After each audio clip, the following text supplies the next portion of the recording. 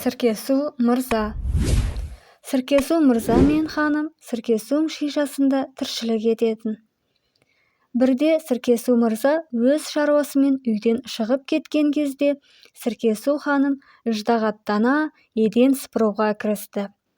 Ол өте ұқыпты бике болатын. Кенет сыпырғыштың қатты түбімен қабырғаны байқамай соғып алып еді. Үйдің быт-шыты шығып қирады. Сіркесу ханым сең соққандай болып күйеуінің алдынан шықты. Сіркесу мырза, деп айқайлады ол күйеуін көре салысымен. Біз үйсіз қалдық. Үйді қиратып алдым. Оның быт-шыты шықты. Жарайды енді, қымбаттым, деді Сіркесу мырза. Одан да енді не істейтінімізді ойланайық. Мына қара, есігі аман қалыпты. Есігі бардың үйі бар деп текке айтпайды ғой. Мен оны арқалап алайын да екеуміз ел кезіп бағымызды іздейік. Күні бойы жүріп, түнге қарай Ну орманға жетті. Екеуі де әбден шаршаған болатын. Содан Сіркесу мырза тұрып, мен қазір мына ағашқа көтеріліп, есікті сонда алып шығамын. Ал сен маған ілес, деді. Сөйтіп олар ағашқа шығып, есіктерін де ала шығып, осы арада қатты ұйықтап қалды. Түн ортасында Сіркесу мырза әлдекімдердің даусынан оянды. Төмен қарап еді, қорыққаннан зәресі ұшып кетті. Ағаштың түбіне бір топ ұры жиналған екен. Олар өздерінің олжасын бөлуге кірісіпті. Діжек, бері қара, деді біреуі. Міне саған 5 фунт. Ал Бил, саған 10. Боб, саған 3 фунт. Сіркесу мырзаның зәресі ұшқаны сондай, бұдан арғысын тыңдай алмады. Қорқыныштан аяқ-қолы дірілдеп, есікке де ие бола алмай, тура ұрылардың төбесіне түсіріп алды. Олар қорқып, жан-жаққа қашып кетті. Сіркесу мырза болса, таң әбден атқанша жатқан орнынан тырп ете алмады. Ақыры ағаштан түсіп, есікті көтеріп қараса, астында үйеме төбе алтын гиней жатыр. Сіркесу ханым, тезірек түс, деп айқайлады ол. Тезірек түс, біз байып қалдық. Сіркесу ханым ақшаны көрген бойда қуанғаннан секіріп билеп кетті. Сүйіктім, мені тыңда, деді Сіркесу ханым. Мен саған не істейтініңді үйретейін. Осында жақын жерде қалада жәрмеңке бар. Сонда барып сиыр сатып ал. 40 гиней оған молынан жетеді. Одан қалады да. Мен ірімшік қайнатып, май шайқай білемін. Сен оны базарға апарып сатып, екеуміздің тіршілігіміз оңалатын болады. Сіркесу мырза қуана келісіп, ақшаны алып қалаға кетті. Жәрмеңкеге жетіп, әрі-бері айналып жүріп, бір тамаша сары сиырдың сатылатынын көрді. Осы сиырды сатып алсам ғой, деп ойлады Сіркесу мырза. Сонда дүниеде менен бақытты ешкім болмас еді.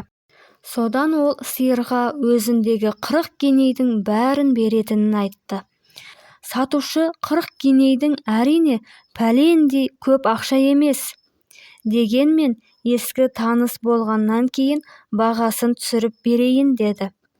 Сол жерде саудаласып, келісіп, сиырды алғаннан кейін Сіркесу мырза сиырды жетектеген қалпы мақтанып әрі-бері біраз жүрді. Сөйтіп жүргенде оған сырнайшы кездесті. Сырнайын тартып жүрген, оның соңынан балалар жүгіре еріп жүр екен. Ал қалтасына ақша дегенің құйылып жатыр. Шіркін, деп ойлады Сіркесу мырза. Мынадай сырнайым болса ғой, сонда дүниеде менен бақытты ешкім болмас еді. Байығанның көкесі сонда болар еді. Мына сырнайың керемет екен, достым, деді Сіркесу мырза. Сырнайшының қасына келіп, керемет, өзіңе қыруар ақша келтіретін болар. Айтатыны жоқ, деп жауап берді сырнайшы. Ақшаны күректеп табамын. Сырнайым да сайрап тұр. Менің де осындай сырнайым болса ғой, деді Сіркесу мырза. Несі бар, деді сырнайшы. Ескі таныстығымыз үшін саған сата аламын. Сиырыңды берсең, сырнай сенікі. Сіркесу мырза сырнайды алып, алдына ұстаған қалпы әрі-бері жүре бастады. Бірақ қанша әуреленсе де сырнайдан қарапайым әуеннің өзін шығара алмады. Қалтасына бір пенс те түскен жоқ. Балалар болса, оның соңынан жүгіріп айқайласа, мазақтап, оған кесек лақтырумен болды. Қолы әбден тоңған Сіркесу мырза үйіне қайтпақ болды.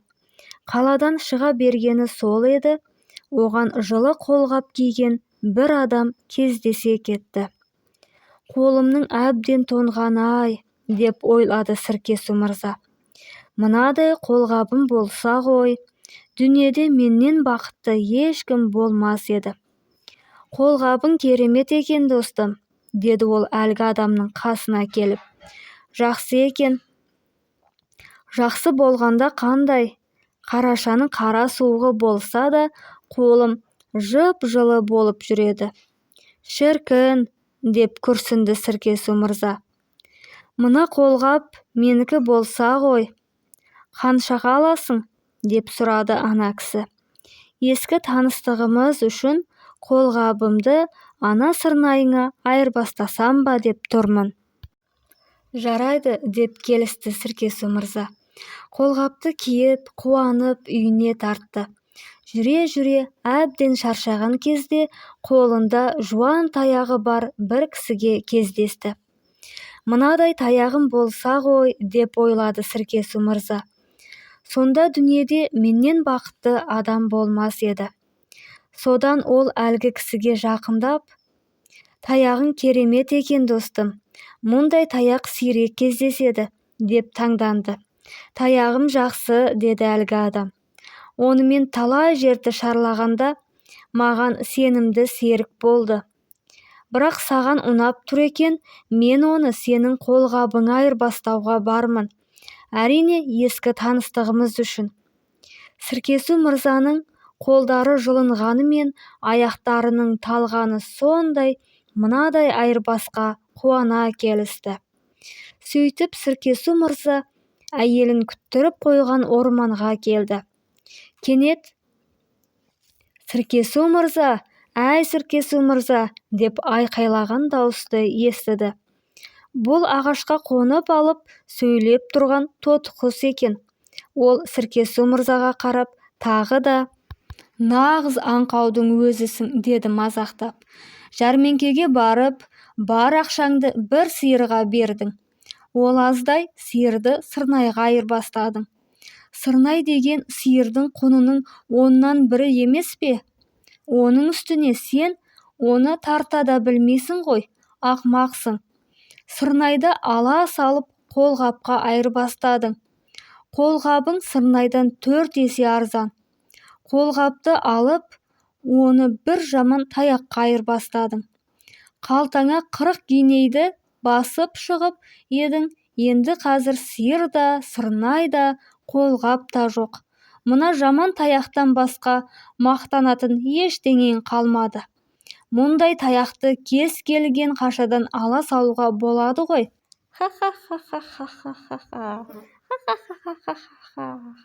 Тотықұс тарқылдап күліп, мұның ызасын әбден келтірді.